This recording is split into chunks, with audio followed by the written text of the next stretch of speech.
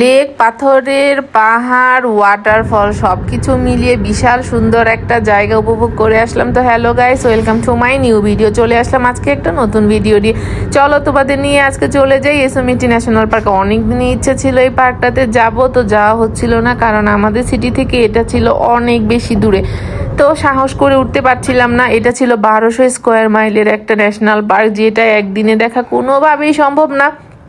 But আজকে আমরা সাহস করে বেরিয়ে পড়েছি, একদিনেই আজকে এসোমিটি ন্যাশনাল পার্কটা আমরা দেখে আসবো। চলো দেখি কতটুকু এরিয়া আমরা কভার করতে পারি। আর কি বলবো, এখানে যা ন্যাচারাল সিনারি সেটা আসলে মোবাইলে ক্যাপচার করে সব কিছু দেখানো সম্ভব না। তারপর আমি যতটুকু পেরেছি তোমাদের জন্য ক্যাপচার নেওয়ার চেষ্টা করেছি, আশা করি তোমাদের ভালো লাগবে। তো এখানে এই পার্কটাতে মেইন অ্যাট্রাকশন হচ্ছে ন্যাচারাল ভিউ।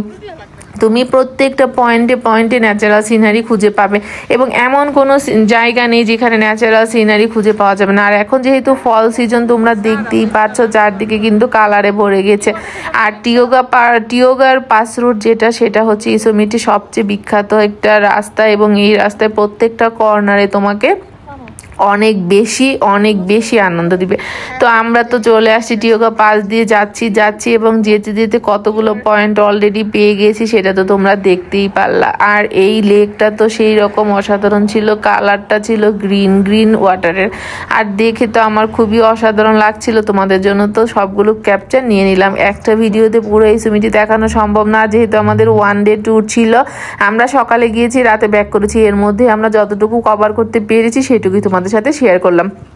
একদিনে কিন্তু খুব একটা খারাপ আমরা দেখতে পারিনি, অনেক কিছুই দেখতে পেরেছি এসোমিটে, তোমাদের সাথে তো শেয়ার করছি। তোমরাই বলো এই ধরনের ন্যাচারাল সিনারিগুলো দেখলে আসলে কি মনে হয়, অনেক বেশি ভালো লাগে। তো চলে আসলাম ঘুরতে শেষ পর্যন্ত এসোমিট ভ্যালিতে। ওখানে অলরেডি সানসেট হওয়ার টাইম হয়ে গিয়েছে।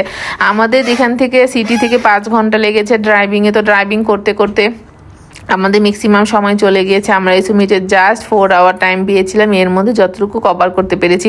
সবচেয়ে বেশি সুন্দর লেগেছে আমার এই ওয়াটারফলটা, যেটা অসাধারণ ছিল। তো নিহার বারবার বলছিল চলো মা আমরা নেক্সট স্পটে চলে যাই, বাট আমার খুব ইচ্ছে হচ্ছিল ওয়াটারফলের কাছ অব্দি যাওয়া, যার কারণে আমরা ওয়াটারফলটা দূর থেকে দেখে শান্তি পাচ্ছিলাম না, কাছে চলে আসলাম। এবং এই রক বেয়ে দেখো আমরা ওয়াটারফলের কাছে কিন্তু চলে আসছি, এবং সামনে থেকে ওয়াটারফলটা তো জাস্ট অসাধারণ ছিল।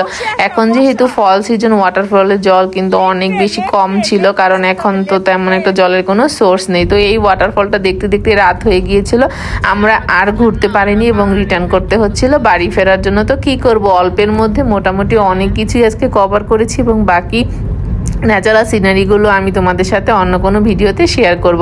আজকের মতো তাহলে বাসায় চলে যাচ্ছি। একদিন এই এসোমিটটা দেখতে কেমন লাগলো তোমাদের কমেন্ট করে জানিও। রাতে টানেলটা কিন্তু খুবই সুন্দর লাগছিল। আর আজকে যেহেতু লক্ষ্মী পূজা, আকাশের চাঁদটা কিন্তু অনেক বেশি সুন্দর ছিল। তো সবাইকে জানাই লক্ষ্মী পুজোর অনেক শুভেচ্ছা। দেখা হবে নেক্সট ভিডিওতে। টাটা।